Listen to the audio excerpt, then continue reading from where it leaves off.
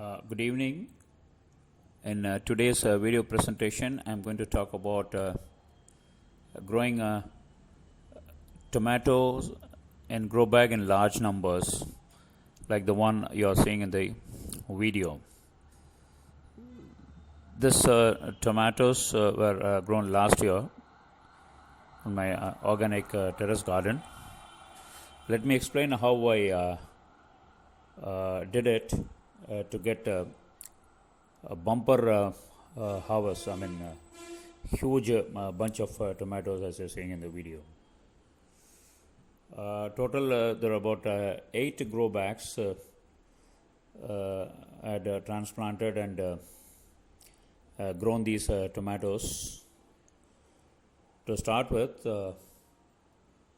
I had used a seed tray with cocoa pit vermicompost mix soil in seed trays, and sown the tomato seed in those trays, and nearly within 4-5 days all the seeds germinated in those trays. Then I allowed it to grow up to 2 to 3 inches. Then later I gently removed those small plants and transplanted to grow bags, 12 by 12 inches grow bags with rich potting soil in that up to half level. And then started watering regularly, and the plant is growing nicely. As the plant is developing and growing, and I started adding more and more of vermicompost and cow dung on a sometimes weekly basis, sometimes on a fortnight basis. I was doing that. Then it was growing rapidly. Then there were some issues like pest issues was there. Then I had to use a mild neem oil spray to dispel the pests, and alternately I had used Epsom salt. Magnesium sulfate is very effective to control pests. Alternately, I was using these things to control them. Then it started flowering after that. Okay, I was doing some hand pollination to convert flowers into fruits.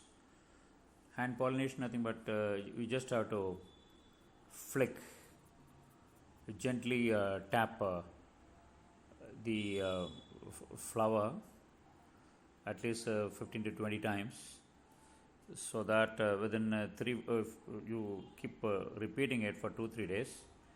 Third or fourth day, the flowers will get converted into fruits, and small fruit will come up from that. That is how you do that manual pollination, because these days the natural pollinating agent like bees, wind, butterfly, all these things are very scarce. Rarely they come and do that pollination, so it warrants that we do it manually, and then gets the fruits develop. And then you just have to give a support stick for the plant to remain stable during rainy season and wind, because once the fruits become enlarges in size, and bunch of fruits like the one you are seeing in the video, in order to for the plant and foliage to hold those fruits, you need to give a support stick, then tie it nicely so that the plant holds them. Then at the flowering stage, you have to apply wood ash 1 week, and then next week, following week, you'll have to add that fermented buttermilk or curd. You can dilute it and then spray it on the leaves. It is rich in calcium and potassium, and it's required during fruiting season to prevent fruits getting rotten or develop that problem of blossom end rot. Okay, so I am done with the presentation. Hope you enjoyed this video. If you like this video, you can subscribe